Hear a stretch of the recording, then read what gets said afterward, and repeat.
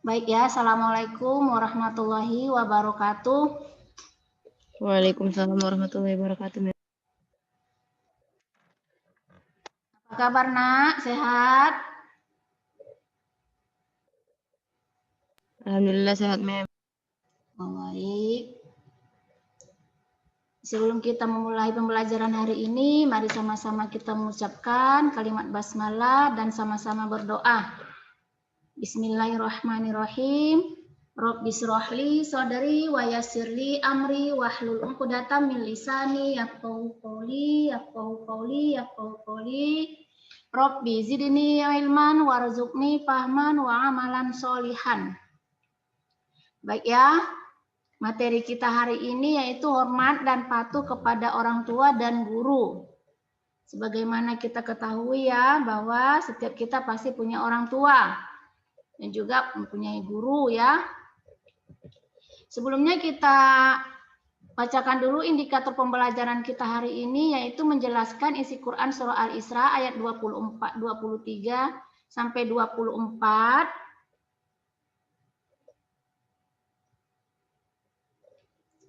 Kemudian menjelaskan isi hadis-hadis yang terkait dengan hormat dan patuh kepada orang tua dan guru, menunjukkan contoh perilaku yang mencerminkan hormat dan patuh kepada orang tua dan guru, menampilkan perilaku yang mencerminkan hormat dan patuh kepada orang tua dan guru dalam kehidupan sehari-hari, menyimpulkan hikmah dan manfaat hormat dan patuh kepada orang tua dan guru.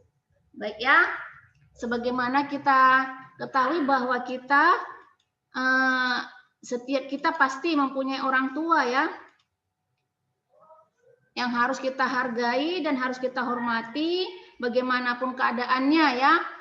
Nah, kedudukannya yang semestinya, apa hak-haknya, kemudian bagaimana harusnya kita memperlakukannya. Jadi bagaimanapun keadaan orang tua kita itu, bagaimanapun situasinya, kita harus menghormatinya, kita harus menghargainya. Walaupun jadi gimana Bu, sekiranya orang tua saya itu orang yang bermaksiat ya, orang tua kita itu orang tua itu seorang yang bermaksiat, yang berbuat maksiat, yang selalu mabuk, yang selalu berzina, yang selalu pokoknya semua yang perlakuan buruk yang dilakukan seorang orang tua tersebut. Nah, itu tidak membuat atau tidak menyebabkan si anak itu boleh durhaka kepada orang tuanya. Terlepas dari kesalahan dan dosa yang dilakukan orang tua itu, tetaplah kita diperintahkan untuk menghormati orang tua, tidak boleh durhaka kepada orang tua, walaupun orang tua kita itu berbeda agama dengan kita. Ya, mungkin aja orang tua kita itu masih bukan memeluk agama Islam, tapi kita tetap menghargainya, tetap menghormatinya, tidak boleh durhaka kepada orang tua. Hanya saja perintahnya yang tidak sesuai dengan syariat tidak wajib diikuti. Ya, itu. Yang perintahnya yang wajib diikuti itu adalah yang sesuai dengan syariat, yang tidak bertentangan dengan hukum yang ditetapkan oleh Allah Subhanahu wa taala. Nah, dalil dan perintah Allah tentang menghormati orang tua itu terdapat pada Quran surah Al-Isra ayat 23 sampai 24. Yang berbunyi Bismillahirrahmanirrahim, wa qadha rabbuka alla ta'budu illa iyyahu wa bil walidaini ihsana.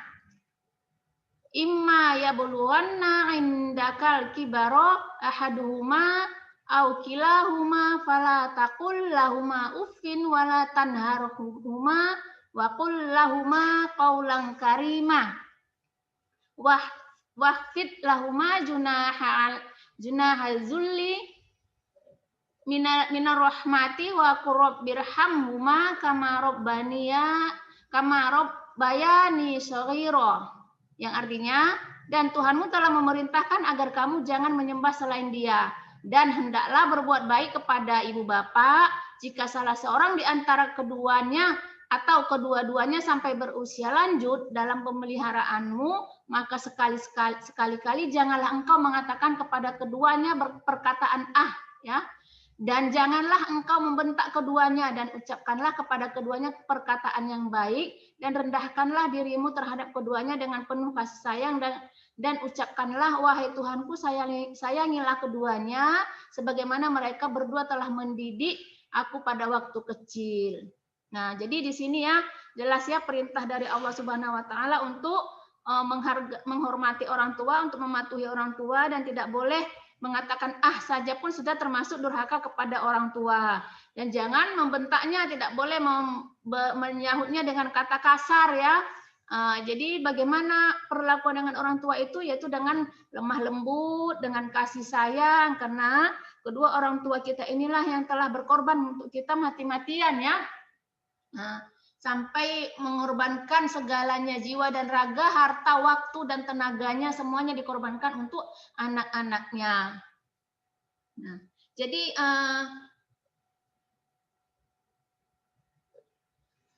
dalam sebuah hadis juga disebutkan bahwa ridhollahi fi ridhol walidaini wa suhtallahi fi suhtil walidaini. Yang artinya ridho Allah terletak pada ridho orang tua dan murka Allah terletak pada murka kedua orang tua. Jadi jika ingin mendapatkan ridho Allah maka carilah ridho orang tua karena ridho orang tua itu merupakan ridho dari Allah Subhanahu wa taala. Tapi orang tua yang bagaimana? Orang tua mengajak kepada kebaikan, kepada tidak mengajak kepada maksiat, ya. Nah, jadi kalau misalnya orang tua itu menyuruh kita berbuat maksiat, kemudian kita tidak mau, kemudian orang tua itu tidak ridho, itu bukan termasuk ridho yang disebutkan oleh hadis tersebut, ya. Hadisnya disebutkan oleh Rasulullah, ya. Orang tua yang bagaimana, ridho yang bagaimana, orang tua yang selalu mengajak kepada kebaikan, mengajak kepada takwa untuk mendekatkan diri kepada Allah Subhanahu wa taala. Nah, dalam hadis juga Allah mengatakan bahwa amalan yang paling dicintai Allah itu adalah sholat pada waktunya. Kemudian apalagi yaitu berbakti kepada orang tua, itu dalam hadis riwayat Bukhari ya. Jadi perintah Allah itu adalah sholat, ya, sholat di mana-mana sangat banyak perintah Allah untuk melaksanakan sholat. Nah, itulah amalan yang terbaik, amalan yang terbaik. Kemudian apalagi yaitu berbakti kepada orang tua. Setelah amalan sholat, yang terbaik itu adalah berbakti kepada orang tua. Baru yang ketiga itu adalah jihad, ya. Jadi pernah pemuda pada masa Rasulullah SAW ada pemuda ingin ikut berjihad, ya, datang kepada Rasulullah ingin ikut berjihad. Nah, karena pada saat itu para pemuda itu sangat mencintai Rasulullah dan ingin ikut bersama-sama Rasulullah berjihad. Kemudian Rasulullah bertanya kepada anak muda tersebut, apakah masih punya orang tua, punya ibu? Pemuda tersebut mengatakan masih punya, maka pergilah berbakti kepada ibumu. Nah, begitu ya. Jadi lebih diutamakan berbakti kepada ibu, ya, kepada orang tua. Nah, dia mendapatkan urutan yang setelah sholat, ya. Nah, dikisahkan juga kalau kalian ingat cerita tentang Wais Al-Qarni, ya. Kalau waktu pada zaman Rasulullah itu Wais Al-Qarni ini sangat terkenal di langit, ya. Rasulullah sampai menjulukinya itu adalah makhluk langit. Karena suatu hari dalam ceritanya, dalam kisahnya itu Wais Al-Qarni ini sangat berbakti kepada ibunya, tidak pernah membantah dan selalu tidak pernah menolak apapun keinginan ibunya. Maka suatu hari itu Rasulullah Wais pernah berkata kepada ibunya, wahai ibuku, aku ingin sekali bertemu dengan Rasulullah, aku sangat merindukan Rasulullah, gitu ya. Dia saking cintanya kepada Rasulullah, saking rindunya kepada Rasulullah dan sangat ingin ketemu dengan Rasulullah karena Wais ini tinggalnya di Yaman, sedangkan Rasulullah tinggal di Madinah. Jadi untuk perjalanan ke sana itu sangat sulit karena karena Wais ini adalah seorang anak yatim yang tinggal dengan ibunya yang sudah tua, yang sudah renta dan lumpuh, ya, yang sudah lumpuh, tidak bisa lagi berbuat apa-apa, hanya perawatan Wais lah, mengandalkan perawatan anaknya Wais. Nah, kemudian si Wais ini juga mempunyai penyakit, ya, yang kayak panu, ya, namanya, ya. Pokoknya putih-putih gitu, ya, penyakitnya, penyakit kulit. Nah, jadi dia ingin sekali bertemu dengan Rasulullah. Kemudian Rasulullah pun, kemudian ibunya mengizinkan, pergilah wahai anakku, temui Rasulullah. Setelah kamu pergi ke sana menemui Rasulullah, maka cepatlah kembali, gitu ya. Nah, jadi pergilah Wais perjalanan ke Madinah. Kemudian sampai di Madinah, sampai di rumah Rasulullah, ternyata Wais tidak bertemu dengan Rasulullah. Rasulullah sedang berjihad ya, sedang pergi berjihad. Hanya bertemu dengan istri Rasulullah yaitu Aisyah. Nah, kemudian setelah itu karena tidak ada Rasulullah, Wais itu ingat pesan ibunya segera pulang.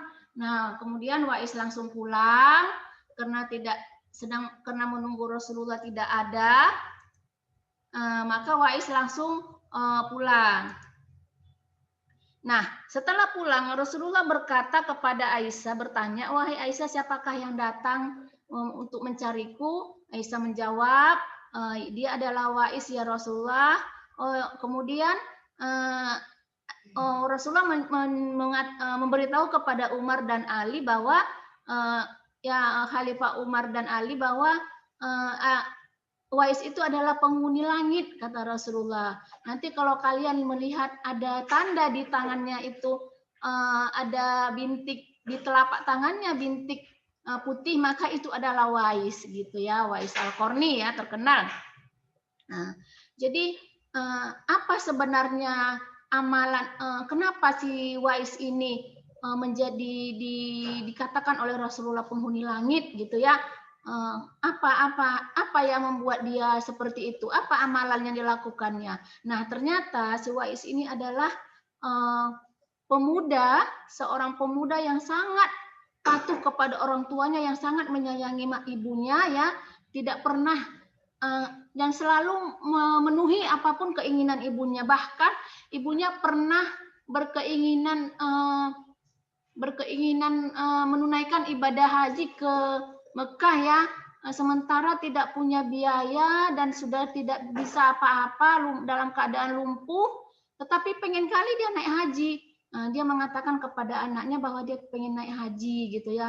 Sementara untuk berangkat haji itu harus dengan perjalanan jauh melalui gurun pasir yang tandus, yang panas, naik turun bukit ya. Nah, sementara dia tidak punya biaya, tidak punya unta untuk kendaraan ke sana, ya kan? Tidak ada kendaraan dia untuk berangkat menunaikan ibadah haji. Tetapi Wais tetap ingin memenuhi keinginan ibunya. Kemudian dibelinya lah seekor lembu dan membuat kandang lembu itu di atas perbukitan, ya, di atas perbukitan.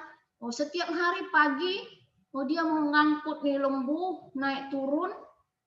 Mulai dari kecil sampai di bukit, turun lagi digendong nih lembu nih. Orang pun heran, ngapain juga itu si Wais gendong lembu tiap hari, tiap pagi gitu ya, naik turun bukit gitu ya kan.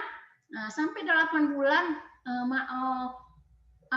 berat si lembu ini tadi sampai mencapai 100 kilo. Itulah yang diangkat si Wais ke setiap hari naik turun. Jadi dia itu sebenarnya latihan. Nah, karena sudah terbiasa dia menggendong si lembu itu ya dari kecil perlahan-lahan sampai besar, hingga dia mampu menggendong si lembu tadi yang sudah 100 kilo. Nah, dia merasa karena dia sudah sanggup menggendong lembu yang 100 kilo, berarti dia sudah sanggup untuk menggendong ibunya berangkat haji ke Mekah. Nah, maka dibawanya lah ibunya untuk ke Mekah menunaikan ibadah haji dalam gendongan dia, sampailah dia menunaikan ibadah haji bersama ibunya, dan di situ juga lah sembuh ya, sembuh penyakit kulitnya hingga hanya menyisakan ya, tinggal tersisa itu di telapak tangannya ada putih, yang lainnya sudah sembuh. Jadi itu hanya tinggal pertanda di telapak tangannya warna putih. Jadi sampai di Mekah juga dia berdoa kepada Allah, ya Allah ampunilah dosa ibuku, katanya. Dia berdoa kepada Allah, ampuni dosa ibuku, dan ibunya mendengar. Jadi dosa kamu bagaimana nak, katanya. Kenapa kamu tidak memintakan ampunan dosamu? Kenapa hanya minta ampunan dosa ibu, gitu ya kan? Nah, biasanya kan kita minta ampunan dosa kita dan dosa kedua orang tua kita. Sementara Wais minta ampunan dosa ibunya ketika berada di Mekah. ketika menunaikan ibadah haji. Wais menjawab, wahai ibu, jika dosamu sudah terampuni oleh Allah, maka sudah cukup bagiku. Dengan ridhomu saja sudah cukup bagiku untuk menarikku untuk masuk ke dalam surganya Allah Subhanahu wa taala. Masya Allah ya, itulah bakti seorang contoh bakti seorang anak kepada ibunya. Bahkan ketika ditanya apakah dengan menggendong seperti itu ibunya berangkat naik haji, kemudian sudah berbakti memenuhi semua keinginan ibunya, tidak ada satupun yang tidak dipenuhi oleh Wais, apakah sudah bisa membalas semua apa yang telah dikorbankan oleh seorang ibu? Rasulullah menjawab tidak ya, tidak. Walaupun dengan demikian belum bisa membalas apa yang telah dikorbankan oleh kebaikan oleh orang tua atau ibu kita ya. Bayangkan 9 bulan kita dibawa kemana-mana dengan perasaan yang tidak nyaman, dengan kondisi yang tidak nyaman, tidur tidak nyaman, semuanya. Tapi orang tua ibu kita itu tidak pernah mengeluh sampai kita bisa untuk berdiri sendiri ya. Nah itu, jadi tidak bisa belum dikatakan dia itu bisa membalas ibunya. Walaupun sudah sedemikiannya dia melakukan untuk kebaikan ibunya, berbakti kepada ibunya ya. Nah, itulah kisah Wais Al-Qarni, contoh bakti seorang anak kepada ibu. Kemudian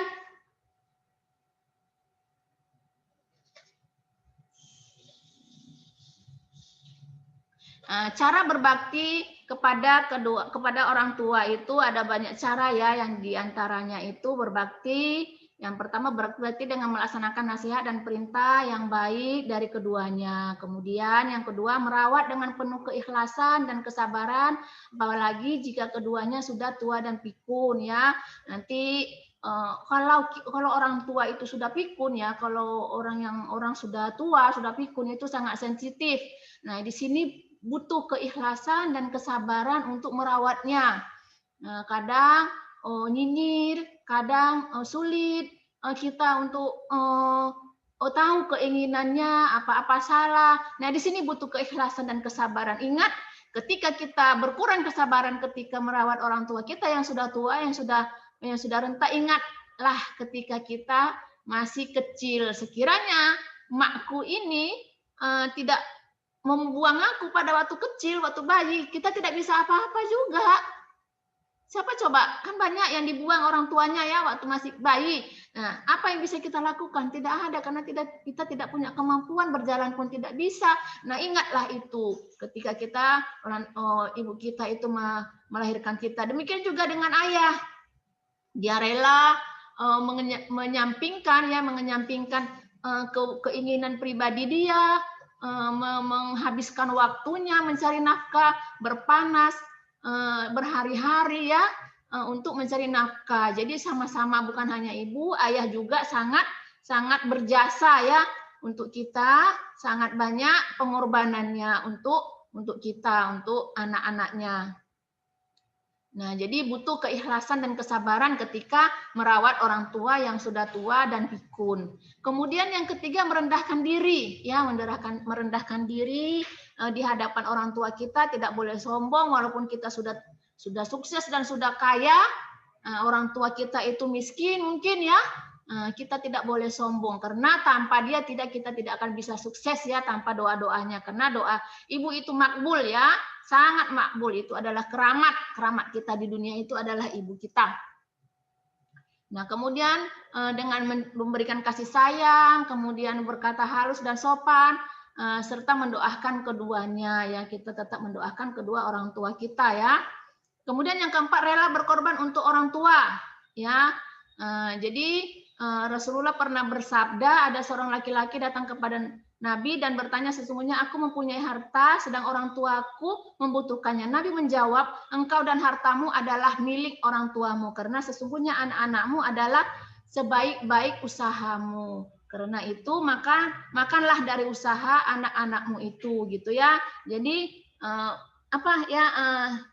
engkau dan hartamu adalah milik orang tuamu, begitu ya. Nah, jadi begitulah kita harus rela berkorban demi orang tua kita, sebagaimana orang tua kita juga rela berkorban untuk kita sejak kita dari kecil, dari lahir ya. Dari kita sebelum masih di dalam kandungan juga ya. Nah, kemudian yang kelima, meminta kerelaan orang tua ketika akan berbuat sesuatu. Jadi ketika kita ingin melakukan sesuatu, minta ridhonya, ya, minta izin ya, beritahu kepadanya ya, ibu, ayah ridhoi aku ingin melakukan ini, aku ingin sekolah melanjutkan studi ke mana gitu ya. Jadi minta ridho kedua orang tua ya. Kemudian yang keenam, berbuat baik kepada orang tua walaupun ia berbuat aniaya ya, seperti yang Ibu bilang tadi ya, walaupun orang tua kita itu seorang yang fasik ya, seorang yang selalu berbuat dosa, selalu mungkin aja ya buruk-buruknya ya, pemabuk, pezina, tidak boleh juga kita durhaka, tetaplah berbuat baik, tetaplah berkata sopan. Jadi walaupun terlepas dari dosanya, itu dosa dia, kita doakan supaya dia bisa berubah. Kita tetap berdoa, ya Allah, berdoalah kepada orang tua supaya orang tua itu diberi petunjuk oleh Allah, diberi hidayah. Jangan malah kita menghardiknya, memarahinya, atau mencelanya, menghinanya, tidak boleh. Jadi, yaitu maksudnya Anda tidak boleh menyinggung, jadi tidak boleh menyinggung perasaan orang tua walaupun ia telah menyakiti anaknya ya.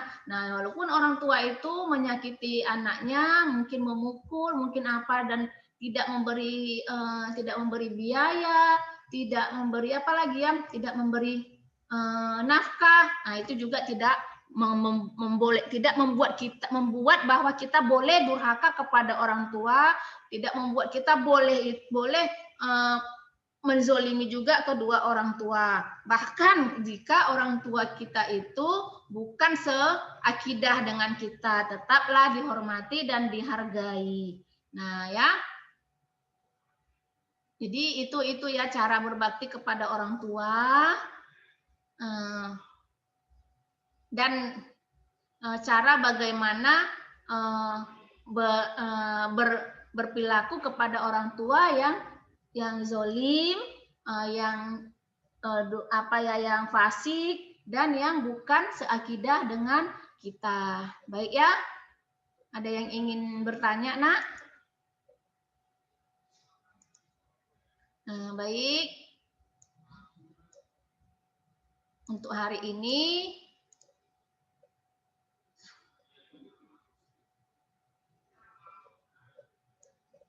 untuk hari ini pertemuan kita akhiri, kita lanjut pertemuan pada pertemuan selanjutnya ya, masih dalam materi yang sama.